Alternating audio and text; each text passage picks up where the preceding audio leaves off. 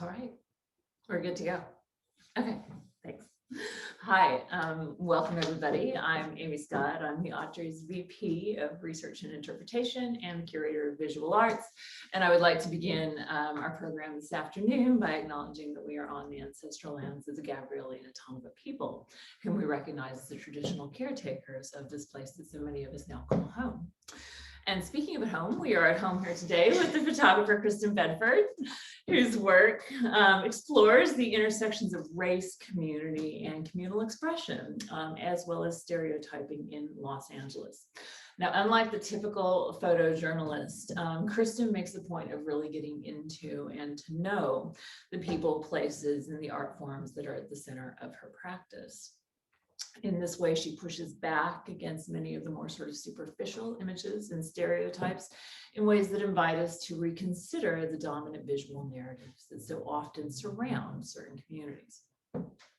Her photographs have appeared in many solo and group exhibitions throughout the US and in Europe and are held in many private and public collections worldwide, including the Library of Congress. She's spoken internationally about her work and at NPR, and it has also been featured in the New York Times, the Smithsonian Magazine, on CNN, and the Huffington Post. Kristin has a BA from George Washington University, an A from the Fashion Institute of Technology, and an MFA from Duke University. Born in Washington, D.C., she lives and works in Los Angeles. Thank you, Kristin, and thank you to all of you for joining us this afternoon. Yeah, thank you, Amy, and thank you everyone for tuning in. And as she mentioned, we are at my house in my living room, this tropical setting. So welcome everyone inside my home. Yes, it is appropriately sort of retro. It's an appropriately sort of retro vintage environment, I have to say. So this is a great setting. Thank you for letting us do this here. Today, we're really going to be talking about your most recent series, Cruise Night, which is also the topic of a newly released book of the same name, made over years, several years, I think 5, and in collaboration with the Mexican-American lowrider community.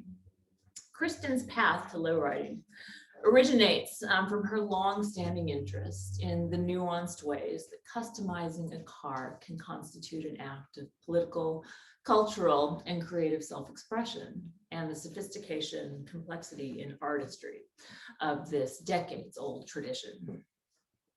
Since its beginning in the 1940s, the lowrider tradition has provided a platform for Mexican Americans to see and be seen in ways that often defy stereotypical representations of this community, including ongoing attempts to criminalize their presence and diminish their culture.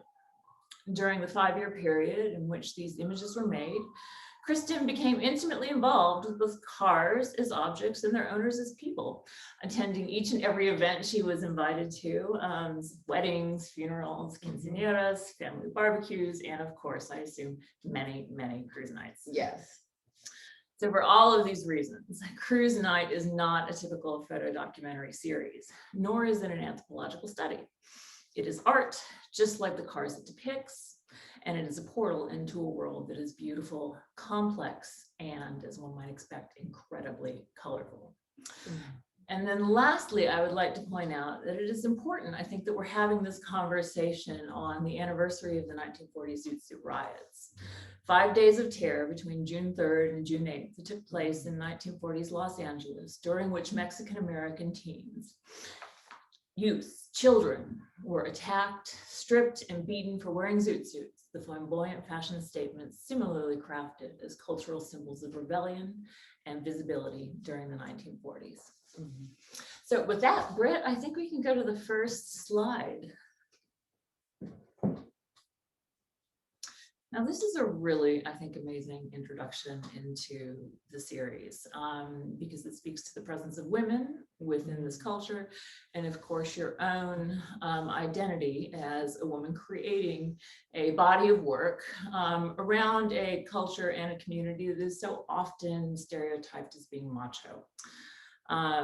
Making pictures as women, making pictures as a woman in a space that is so often traditionally conceived of as masculine, defined by men, or used to represent masculine perspectives, seems in a lot of ways to be in tension with the representation and narratives that you have centered very deliberately, I think, in this series. So before we start talking about her, because she's amazing, why is it important for you to do this as a woman?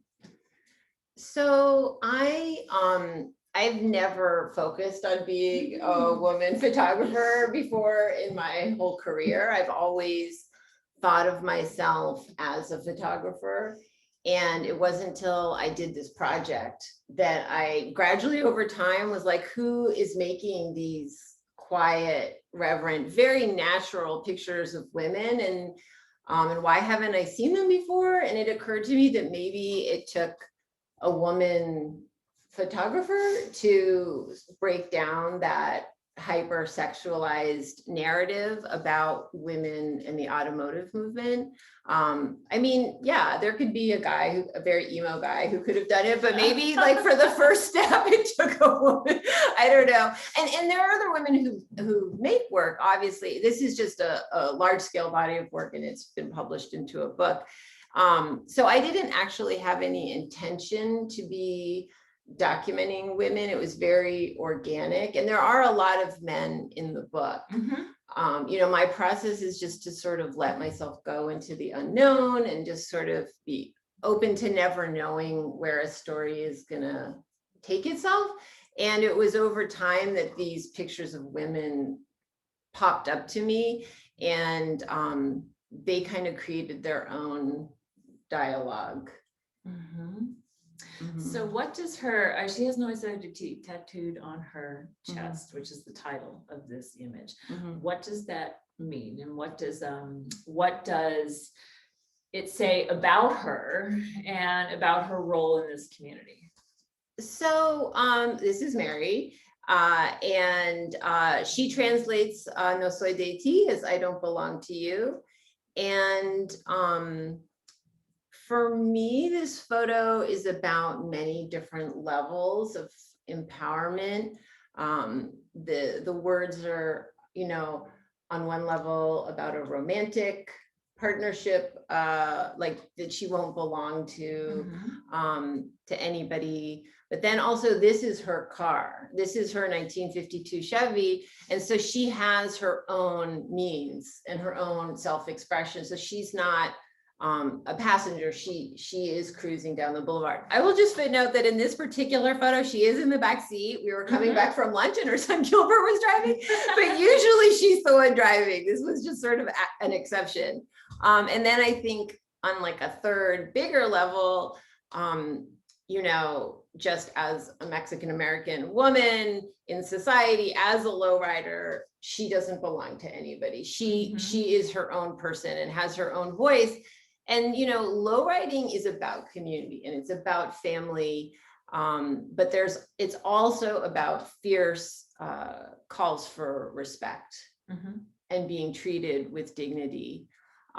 So I think that this image, for me, speaks on many different levels of her owning her own voice and identity.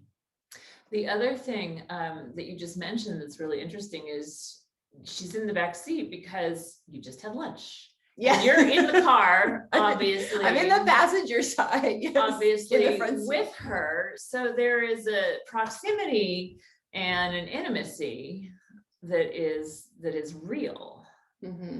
And the way that she fills the frame is just kind of, I don't know, it speaks to her presence, but also your relationship with her. Yeah. I mean, I think that the proximity of photos definitely tells a story.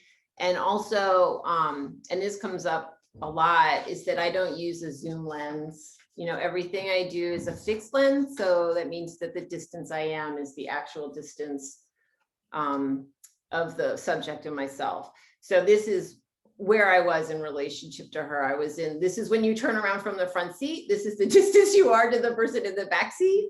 And I think there is a language of trust in technology, like how involved you are in people's lives. And there's a whole story about just even what lens you use when you photograph specifically communities of people. And I love spending time with Mary and her son. We go out all the time. We're very close. And I do spend a lot of time with the community. And that's been the most important thing. I spend like 90% of the time hanging out and maybe 10% of the time taking photos. Well, there's a warmth and a connection that I think is reflected in this. Tell me also, because a lot of the photographs are, of course, of the exterior of cars, but there are also a lot from inside the cars, where you obviously are. What does it mean to be invited into one of those cars? Because it's not like just getting into anybody's ride, because these are so incredibly individual, customized, immense amounts of time and love and energy, and money has gone into these things.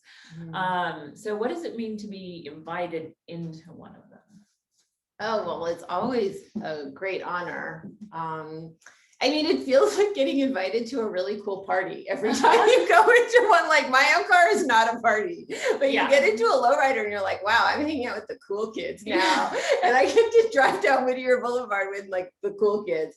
So it's definitely, every car feels like a party to me. Cool. Even the ones that are OG. So that means that they, the restoration is not about it.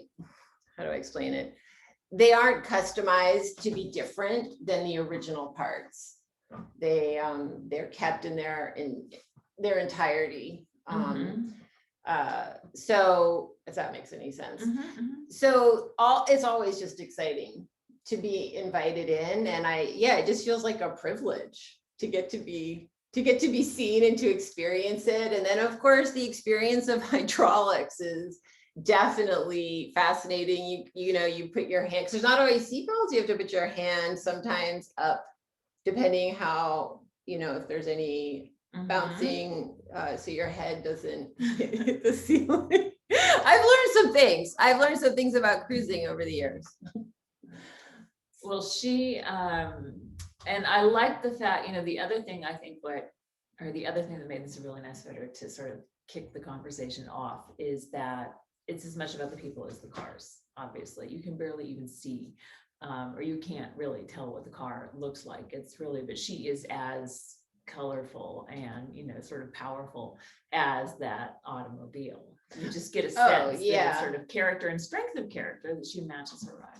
This isn't a documentary project about an automotive movement. I mean, it's about cars, and then it's also not about cars. It's like, this is just me, what one woman saw, spending time with a community of people, and it's the people I saw, the paint jobs I saw, and I'm not out to thoroughly document the history of it. So if you don't see a picture of a whole car, it's because what I was drawn to was the door handle, or this little part of a hood candy paint job.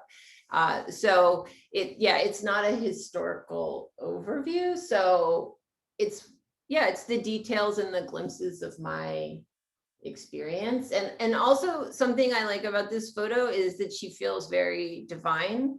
The way that she's moving her hair from her face, because the windows are down. And I like the sense of this angelic, quiet quality of her, and that also feels special. And again, a big dichotomy with women usually being in lingerie or bikinis with stiletto heels, so that she's this divine lowrider, to me, is also moving. That's another, interesting sort of tension or contradiction of the stereotypical imagery that joins women in cars, in which the woman is as much an object as the car is, like just discussed, and she is nobody's baby. So let's go to the next. I think we've got another couple of images about women. This is Yahira. Am I saying that correctly? She's obviously a teenager. She's very young, about 15 years old. Yeah, I don't remember how old she was when I took this picture. Maybe not old enough to drive even. No, she didn't have a driver's license at this point. Right. She was still in high school. She graduated just a year or two ago. So, and this was taken in 2015. So yeah, she was maybe starting out. So she's not driving. She's there with presumably her parents. Yeah. So this obviously talks to the sort of family dimension of cruising. And, I remember we had this conversation, a few days ago, we were talking about how there's like, everybody goes. It's not like, oh, let's call a sitter for the kids. Everybody goes. It's a family affair. And babies, children, extended family are there. And it all revolves around this tradition that also then one generation sort of inherits from the next. Yeah, no, I mean, it's something that's in your DNA because you're born into it. It's very, very deep. It's not a hobby. It's not just something that's done on the weekends. It's not a DIY craft. I mean, it's a part of every rite of passage, quinceañera, weddings, funerals. And in the book, you'll see that each of those things is present, that it really is part of every stage of life. And it is passed down from generation to generation. And there are cars that are passed down between generations. We'll get to one of them, Gypsy Rose being the most famous lowrider, which has been passed down. Yahira is with her family. They actually live a block away from me. I'm big fans of theirs. And again, I like the quietude, the sense of an inner landscape in this. You think of low riding as very loud, and it is. There's lots of music and there's revving of engines and, just like a good time. And these photos are very different in the sense that they are very still, and they're kind of moments that people are having on their own. She is, I think that sort of quietude is reinforced visually by the way that you framed her against this arch, which is a specific and an important bridge, as I understand it. Do you want to talk about where and when this photograph was taken? And that also, I think, speaks to some of the symbolism and sort of the symbolism of cruising as a cultural statement. So I didn't set out, like I said, to make this like historical documentation of Mexican-American low riding in Los Angeles. However, I was aware of historical symbols and significance and was interested in being around them to include them. And so this is very important because this is the last cruise night before the demolition of the 6th Street Bridge. This was taken at the end of December. I'm trying to remember. Is it 2015? Yeah, it was the end of December 2015. And then the bridge started being torn down at the first week of January 2016. And the bridge is a symbol of that journey from the East Los Angeles greater area, Boyle Heights, Whittier, Montebello, whatever, and coming across into downtown and having that visibility and making that journey. And it has a lot of historical meaning and symbolism, and was a real loss for the community. They are rebuilding it, but obviously it's not the same and it doesn't look the same. And it was a real loss. And then the other thing is the style of her hair and the flower in her hair are references to the Pachuca dress from the 1940s. The rest of her outfit is contemporary, but those small details also reference, style as resistance and this historical significance of of claiming your voice and your power over, many decades. But again, so none of these photos are staged. So like, yes, I stood in a way to frame her underneath the arch of the bridge, but that is what it was. There was no, and it's very hard in this day and age to get unstaged pictures of people because people are so hyper aware with like selfies and, let's take a picture of us eating our food, everybody thinks about how they're going to look good on their camera phone. So to get these moments really takes a lot of time. I mean, you have to go to many, many, many events to even get one photo where it's just kind of natural, magical, and everybody knows me too. So there's a comfort level, I think, with having me around that I'm very, very grateful for. And without that intimacy, you probably could not, nobody likes having their picture taken without their knowledge or consent. And I don't imagine that this community is much different. So I think that it speaks to the necessity of that intimacy and that relationship to accomplish your artistic aims. And that, this sort of, this candor, this sort of the relaxed quality, the spontaneity of a lot of your work wouldn't be possible without that. Yeah, no, I mean, the intimacy, the trust, the kinship, the relationships, all play into the making of the images and why it takes time to make this sort of work, because it's about relationships, and relationships don't just happen overnight. And especially because I'm part of this lowrider family now, but I am also an outsider, right? I'm from Washington, D.C. I was born and raised on Capitol Hill. So I am coming from another place. So making relationships takes time. But I will also say that the Mexican American community is incredibly generous and warm and embracing. So it wasn't like it was this hard thing to break in or something, you know what I mean? Like everybody's just been so supportive and so nice and takes care of me. And they're like, people are like, do you need water? You're shooting out in like August, in September, in the middle of the day. And, I mean, it's just been, everyone's been lovely. So it's not like it's been some ordeal to get in. I mean, everybody's been great, but it's very, very important, yes, to have this kind of intimacy.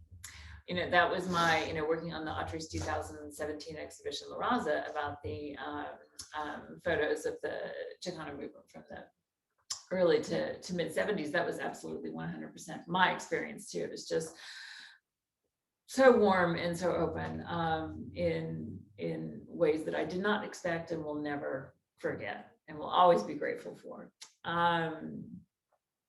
But I want to, before we go to the next image, I want to ask you just another quick question about the setting and the 6th Street Bridge in particular, which was the site of many, many cruise nights before it was demolished. What is it about? Why come to downtown LA? What is the importance of seeing and being seen riding in downtown or anywhere else? So I'm not a Los Angeles historian, and there's so many more people who could answer that better than me. I can give the most simplistic thing, which is coming from where you live into a predominant, depending on the era, it was like Italian, Japanese, it's been all of these different communities over time, especially in Boyle Heights.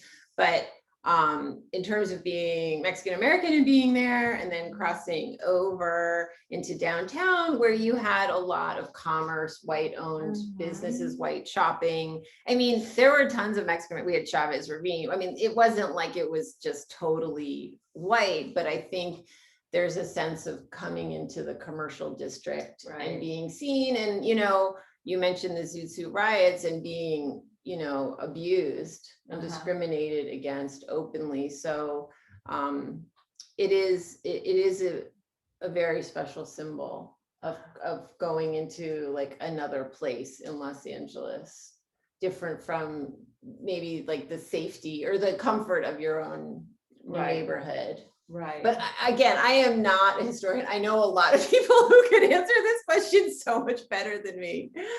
One of the interesting sort of parallels between sort of the visibility of cruising, the origins of the zoot suit, which is also about visibility and flamboyance and being seen and having a certain sort of flair. In the 70s and during the civil rights era, like a lot of demonstrations I know took place downtown for that reason, because this is where like the halls of power are, it's where the courthouses are, it's where all the federal buildings are, it's where all the legal offices are. And this idea that, being present and physically occupying, space that a lot of, much of this community has been sort of traditionally denied access to, I think is a part of this and a part of the car culture also. So let's go to the next one, because we get to see an actual car. So this is Samantha. Yeah, she's also young, also a teenager. Yeah. She's in her dad's car. What is it about, this kind of moment that attracts you? You've got the person, you've got the car from a couple different angles. You can see both the interior stylings and this amazing, super groovy, exterior design, obviously custom. What is it about this girl and this car that sort of drove you to make this shot? Well, this is one of those remarkable, rare moments in Los Angeles where it rains and the storm clouds are coming in over Elysian Park. And Elysian Park is also of historical significance, different than the 6th Street Bridge, but it is just a place that people have traditionally gone every weekend on Sundays to kick back and to cruise. And so there is this sense of like mystery and intensity coming with those clouds, the storm clouds, but I am really drawn, like, again, to that sense of an inner landscape, and she's having a moment sort of away from the crowds, taking a break in her dad's car. And the other thing too, and this is just sort of, once again, that like sort of technical physical language, I'm on the ground. Like I'm sitting in the gutter here, essentially. And I'm often shooting low.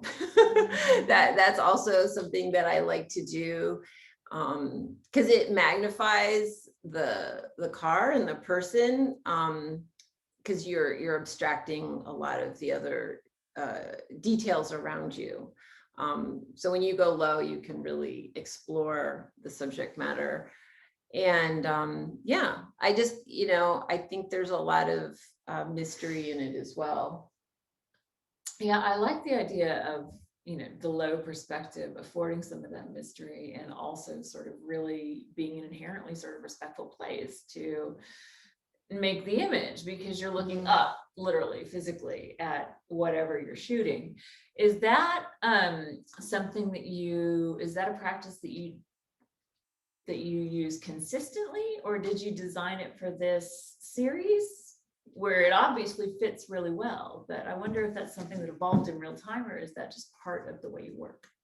I think that every series is just really different, and you kind of just, at least I do, I just intuitively and organically respond to each setting. Not in my last project, but the project before, called Be Still, which is about a storefront church in Durham, North Carolina. I noticed that a lot of those, not all of them, but a lot of them are from below too. And it's a lot of portraits specifically of young Black boys, and sort of their religious experience or their moments of faith. And I really liked, I guess, again, seeing kind of the divine in a group of people who are often demonized, usually, it's when there's been some sort of crime that's committed, or, it's so there is something about obscuring the rest of reality by shooting from below. But every project is different. But I don't ever use a zoom lens for any project. I use a fixed lens for everything, because everything is about relationships. That's like at least the second time that you mentioned this idea of the divine. Yeah. And or transcendence. We can talk about it. Well, if you think about the way that we, at least in much of sort of Western Christian society and thought, have been taught to think about religious figures and look at religious figures, whether it's in a painting or some other form of like visual narrative, is usually from below, because we assume them to be sort of transcendent and sort of outside of our own realm. And that just, I don't know, I'm really just kind of making this up as I go along, but it's just something the repeated references to the divine are interesting. Britt, how are we doing on time? 33. Okay, good. Can you I mean, there is one thing I would just add really quickly. I mean, when I do think of like Western art history, depictions of cherubs, saints, whatever, are always Caucasian. So I think I quietly like overturning that visual narrative too, to see Mexican angels depicted. And it's not something I'm setting out to do with like a hammer, but I think it's just something I personally enjoy and am moved by. Yeah. Well, it works. There's like a visual, there's a physical elevation that comes, that equates sort of the visual and the symbolic way that you're approaching the individuals and the cars. Okay, next, please, Britt. Okay, this is the interior of Gypsy Rose. Yes. And Gypsy Rose, of course, is probably one of the most famous cars in the world. It's the most famous lowrider in the world. There's other things in the category of car. Right.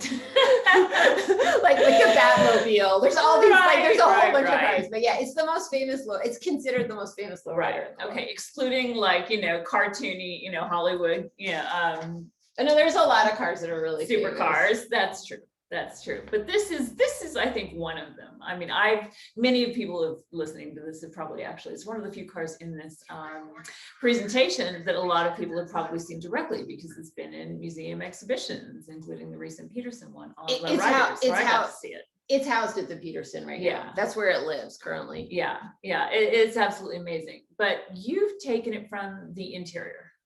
Yeah. So I found before this project, I had never photographed objects before.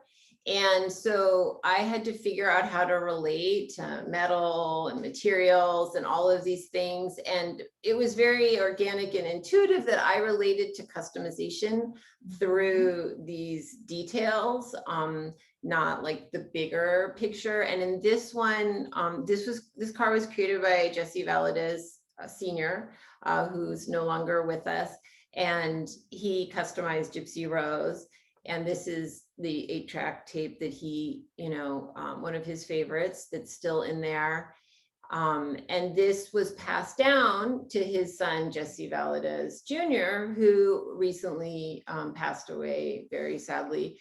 And Jesse Valadez Jr. kept it as it was. So it's not just customization, but it's lineage, and it's a tribute to his father and his father's memories, and even a tribute to what his father listened to when his dad cruised down Whittier Boulevard. So it's like a tribute to the experience that his father was having, and Jesse Jr.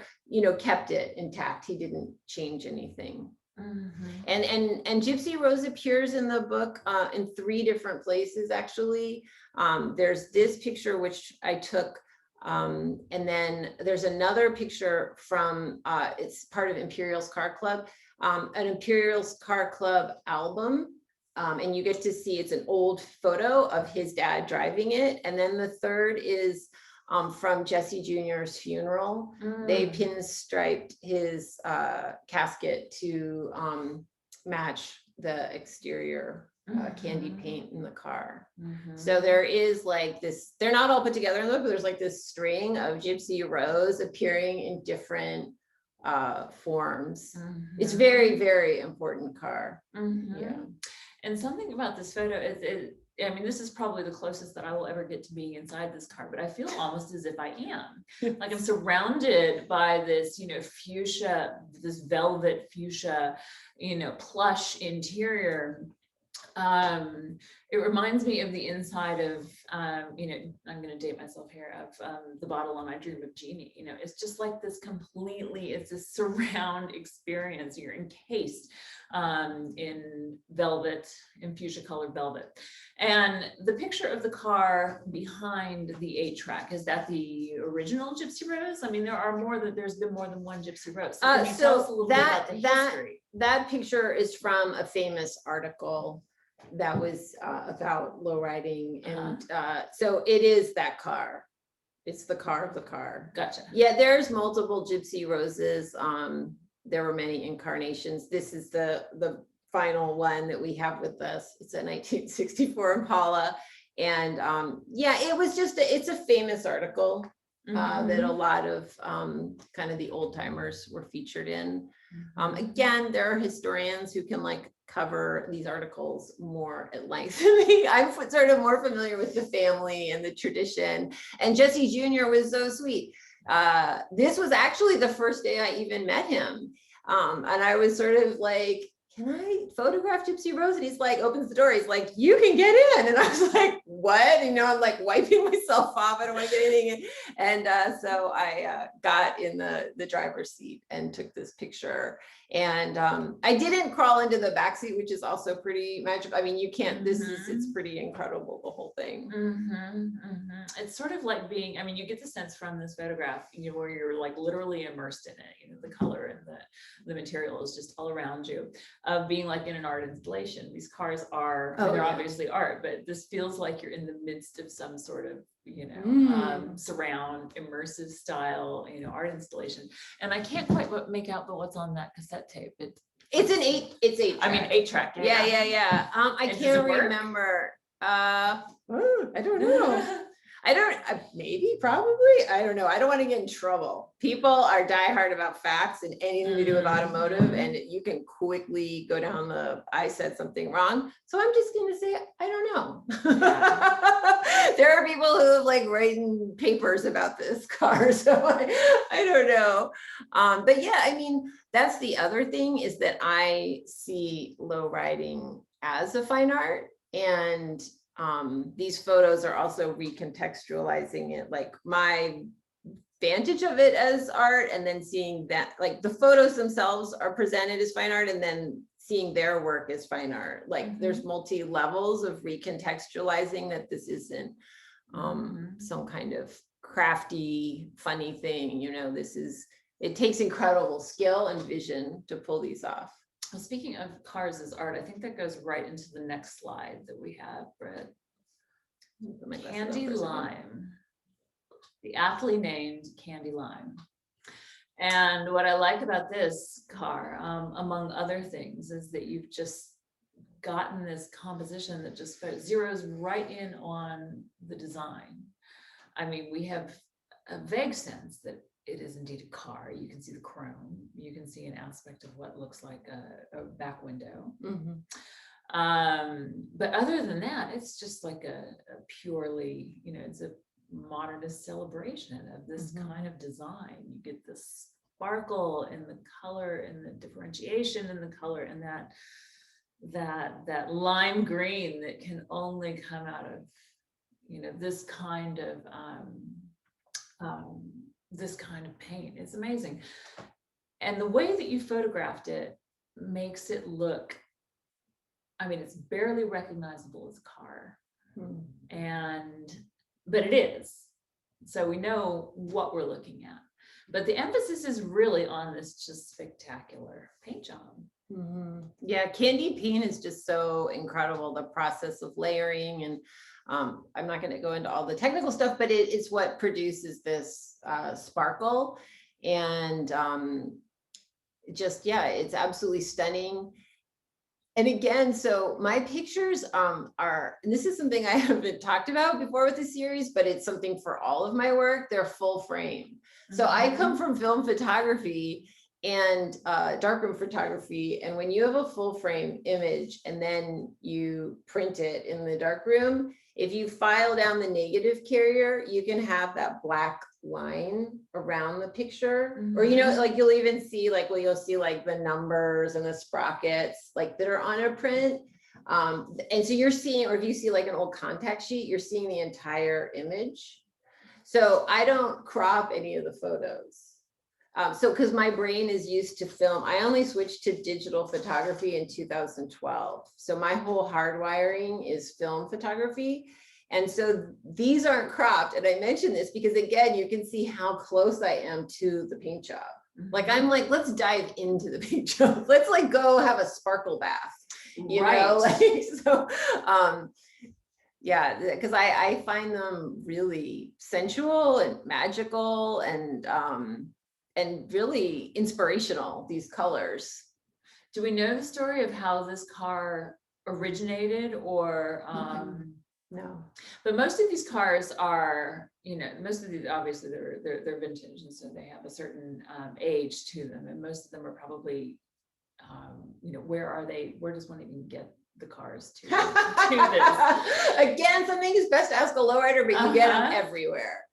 You get them everywhere. The best thing is to find something that's kind of beaten up, and then just transform it into your vision. And it's also, well, one, you get to make it your own, which is key, and two, it's not going to cost as much.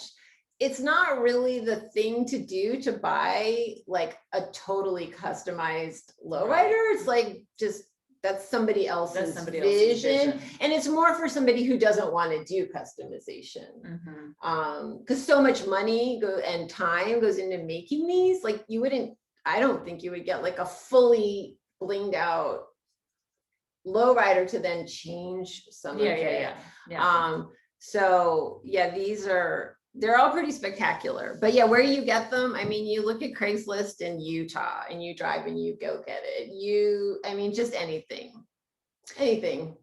What's the, you know, how long, oh, here's another awesome, wait, can we go back to the one with the guy with his arm around the back, sitting in the passenger seat? Yeah. This is called Impala Drive-In, and he's at the drive-in, right?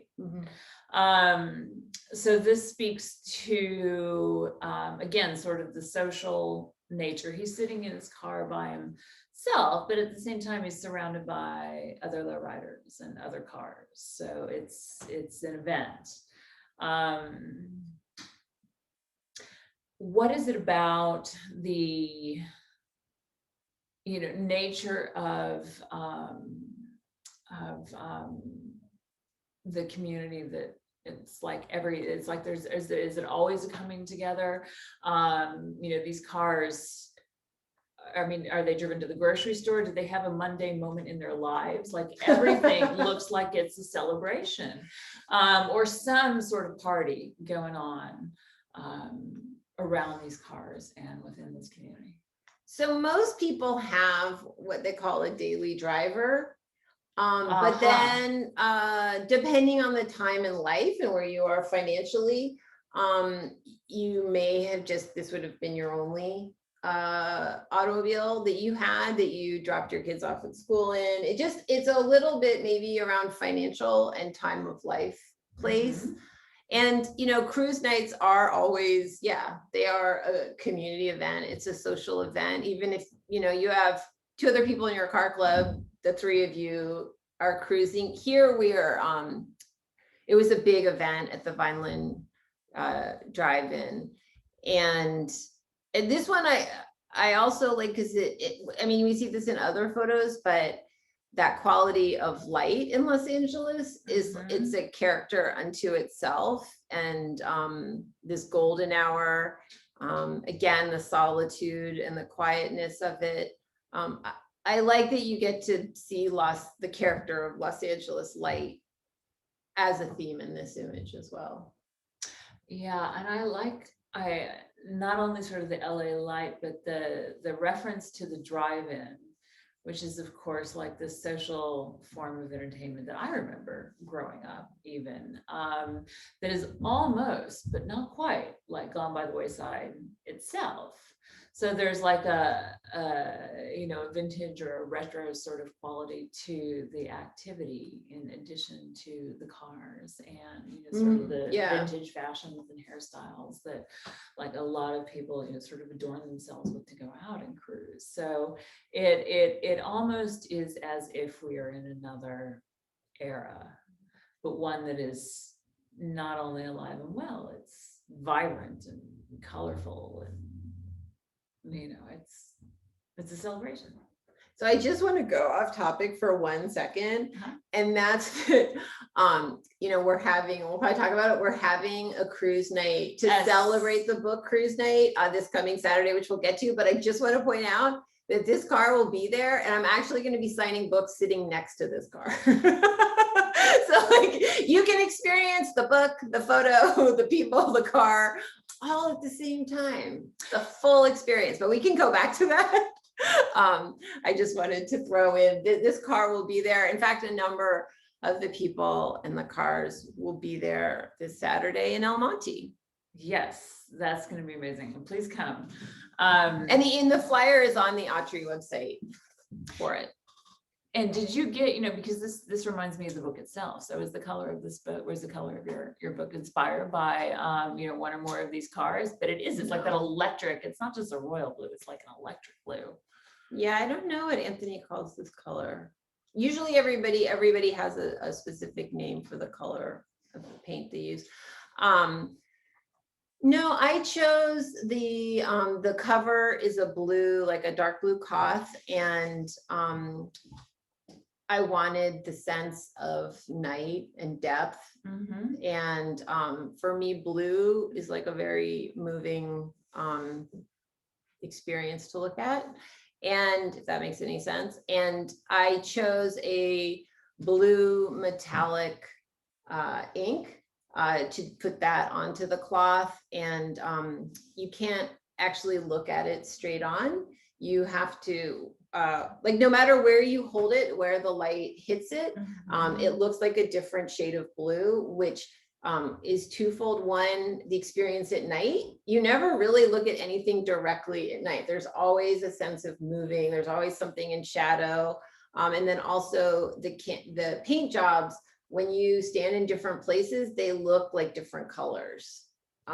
Sometimes like that candy lime, it could look more yellow or it could look more green, depending on what angle you're standing at. So the blues on the cover are more about night and my personal experience of looking at the color blue. The book is totally personal. I mean, it's like a diary. It's like being inside of me. I mean, when you look at the book, it's like seeing the world how I see it.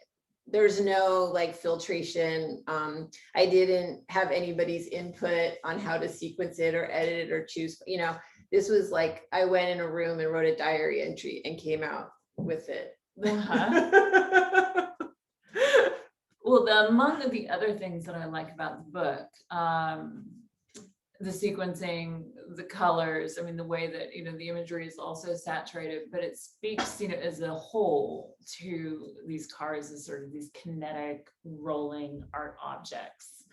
And the way that these paint jobs are done, the way like candy lime changes from yellow to green, depending upon what time of day, what time of light, whether you're seeing it in motion or sitting still, probably, these cars never look the same, twice.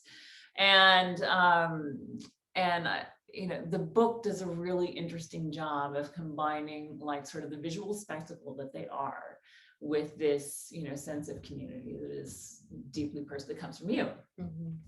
I think if we have time, Britt, we've got a couple more images. Do we have questions still? Are we going to do questions? Oh, there's questions so far. Okay, so let's talk about this one. Now, this is one of the more, sort of visibly kind of less straight on. In that you've got obviously the shadow of somebody in the reflected on the car itself. And, that reminds me in a lot of ways of some of the 19th century photographers used to, sort of put themselves into the picture by portraying their shadow. So there's sort of there's sort of like a self-styled kind of a portraiture aspect to this, but it's indirect, obviously, because you can't make out, the specifics of the person or what they look like. Do you want to speak maybe to that aspect of portraiture, whether it's the individuals, whether it's the cars, because you're often showing like pieces of the cars, even here, we don't see the car in its entirety, the interior, a detail like a candy lime. You don't take the obvious route to describing either these vehicles as works of art or the people themselves as their creators. So maybe do you want to talk a little bit about here using this really interesting, fairly abstract image about the role of portraiture, whether it's of the community, of the individual, or the car? Well, the first thing I'll say about this picture is it's one of the first pictures I took, and it's at the first cruise night that I went to, and it's the shadow of the guy, Tootal. The name of the photo is Anthony Tootal, is one of the first people I talked to. So this photo is of many, many firsts. Yeah, I think it's December 27th, 2014. This was taken as my first cruise night that I attended.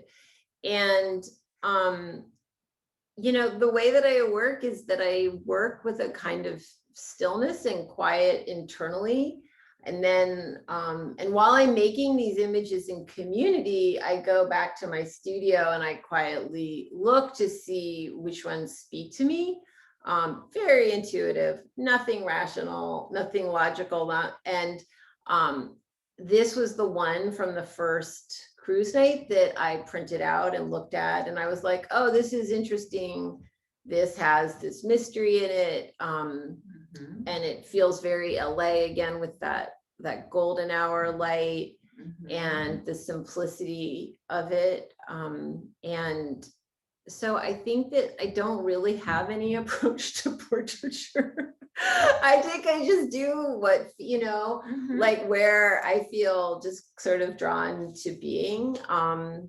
And on a complete side note, this Cadillac is owned by Caddy Sal, and Caddy Sal will be one of the DJs at the cruise night on Saturday in El Monte. Again, you can have the full experience. Unfortunately, this car was in an accident like a month or so ago, so it's no longer, but at least it's been memorialized here. But yeah, I don't think I give a really good answer about anything like why those colors. I often get asked, how do you choose the color palette of these, why you chose a magenta car and a yellow car, or the approach, because everything I do is just so like personal and intuitive. That's the only way I can really describe it. I don't have any thought process around it, except that I want to be respectful, I mean, that's the really only cognizant thing, is that I always want to be aware that, that I'm in dialogue with people. And I had already talked to him before I took that photo, so he knew who I was. It's kind of like it's almost kind of like the art historical sort of approach to doing sort of abstract portraiture, in which you show not necessarily the person, but sort of a collection of things with which they are associated. And you sort of piece together this image of the person, I think in this case, the community, and, the same could probably even be said of the cars themselves, by sort of piecing together components of them. And we don't really, we can imagine what Candy Lime looks like in its entirety, and most of us probably know what Gypsy Rose looks like. Like, you have not taken, one of the things that makes this book so intriguing is that you have not taken the obvious route to photographing these things or the people that create them at all. So they're pieces and glimpses of cars, of people, of a community that in their entirety sort of reflect the vibrancy and the colors and the what a party cruise night must be. And I think that's what makes it so individual and so different from a lot of just, automotive photography, which tends to obviously show the thing in its entirety and focuses on either, the power of the technology, the design, the shape, and or the person who made it as some sort of artistic, hero. And these are, this is his shadow. He's just sort of hanging out outside the car. He is the shadow of the car as opposed to the car being, a reflection of him. It's almost like the car is the main actor. Mm-hmm. That's cool. I like that about that. I mean, the car is the main actor in a lot of these. Okay, I think we have time for one more then. Oh yeah. Okay, so speaking of like pieces of people in their cars, and in the mystery, because only by giving us part of the image and part of the person, you also get sort of the sense of intrigue that makes us want to look more. And so we can only see a portion of her face. It's like from the mouth up, basically, and a portion of her car. Can you tell us? But we want to know more. I mean, I think that's one of the things about your photography is you create it in a way so that you leave us wanting more. We want to go in the car. We want to see the person. We want to see the whole thing. We want to experience it in the realm, but by giving us this sliver, it's actually a more sort of interesting image than if you gave us all of the information, because it reflects your knowledge and relationship with these machines and the people who make them. So what can you tell us about her? So this is called Lupita, and this is her husband. Well, it's now her ex-husband's car, and she's having just a moment on her own when her husband is we're under the highway, in Cypress Park, where that Home Depot is. That the 5 or the 110? I can't remember, but I think it's the 5. We're underneath the 5, and she's smoking, I believe, or vaping or something, but that's why there's that smoke around her, which gives it even more like a dream like quality. And she's having this moment. I mean, it's like the woman's experience there, and I like that it's under this highway. But the other reason there's proximity, and this just occurred to me because I haven't ever mentioned this in any interview, is I can't get further away because there's a car behind me. The cars are parked next to each other. So actually a lot of these cars are all lined up, and the cardinal rule of low riding, you do not touch. You do not ever touch a car. So you try to get as far back, but you have to make sure your butt doesn't, or any part of your body, touch the car behind you. So oftentimes this is as far away as I can be because there's a car right next to me. So I haven't actually voiced that before until now. I was thinking about how I shot this, but then again, below is a part of it, to obscure all the other details and the other cars that are there, to really focus in on her, and to also this amazing paint job in what's kind of a dim environment, right? It's not a glorious setting. It's under a Los Angeles freeway. Well, this, like the one before it with the shadow, also kind of had that noir quality to it. Love noir. So I'm guessing that's one of your Fritz Lang. Yes, one of your influences. Yes, I'm a member of the Film Noir Society. Yes, I'm a big film noir fan. I mean, cinema is, everybody always asks, what are your influences? And I give the most unrewarding answers. I have no, great photographic influences. Like, I'm mostly influenced by paintings, but then also film. At a very, very young age, I was exposed to, Terrence Malick and Fritz Lang and Fellini. I mentioned those because those are people who stood out to me. My father was a filmmaker, so I saw a great variety of film, so by the age of 12, I think my understanding, I had been shaped a lot.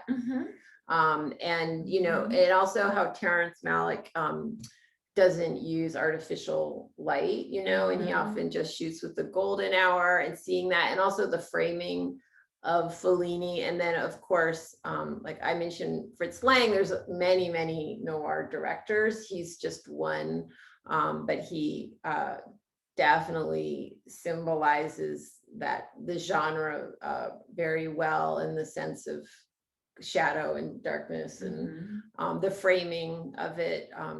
Yeah, I'm a big noir fan.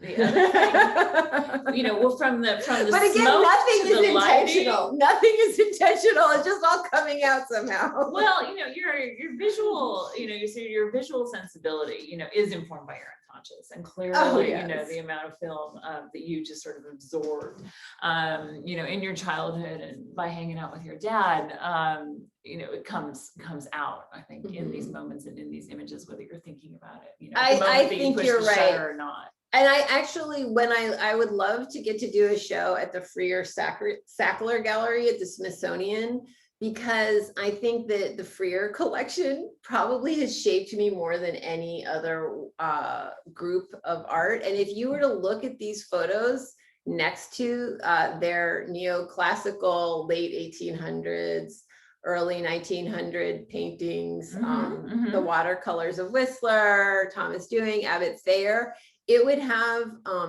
it would be so shockingly in conjunction with each other. If there was anything that you could connect me to, like I said, everybody always asks what photographer I look to, I'm influenced by, and the only photographer I can think of is Ouija. And it's not because of his actual work, it's because of his intensity. But his apartment was across the street from the police station. He had his own police radio, and he could get to those crime scenes before anybody. And I'm like, it's somehow life affirming. I know it's about Murder Inc., but somehow Ouija affirms me. I feel like he's my kindred spirit, and I feel empowered by Ouija. That explains your Wi-Fi address. So yes, my Wi-Fi address is murder is my business. So now if you guys are in the area. Well, and I think people are probably expecting you to say, oh, Edward Weston, or his work one of the sort of his work is beautiful, but one of the sort of hardcore, sort of American modernists from the early 20th century is what I think is the sort of logical sort of art historical assumption to make. But it's really this whole different set of things that go into your work, and it's not even necessarily photography to begin with. No, film would be as close as you're going to get. But there is a lot of art history, sort of, I think, whether you, like I said, that just sort of has been funneled, through you and out of you due to your, very interesting upbringing, and, what your father did for a living, and just sort of the exposure to artists and to film that you got growing up with him. The other thing that I like what you said about this picture in particular, and the vantage point, and that there's another car right behind you, and you're being very conscious not to back into it, is that speaks to, because you don't want to defy this rule of low riding culture. You just don't go knocking around into the cars. Which might be easy to do if you're taking pictures of them, at this proximity, and they're parked so close together. But that speaks to, I say it all because I think it's a really nice way to close, which is, respect for the car, basically. These are works of art. Yeah. These are personal works of art that people have poured their life into, and their vision and their artistry and their time and their money. And you don't walk into a museum and start touching paintings. That's what these are, museum pieces, but they're integrated into real life and into the boulevards of Los Angeles. Right. Don't disrespect the car. So yeah, if you come to the show on Saturday in El Monte, just, what people love to have the cars photographed. So bring a camera, but don't touch. Yeah, well, you've got the one main, unwritten rule of low riding down, which is respect the car, and that also is respect for the creator and respect for the community. So, which you obviously have in spades, and this has been so amazing. So thank you to everybody to joining us this afternoon. Please come out and see this.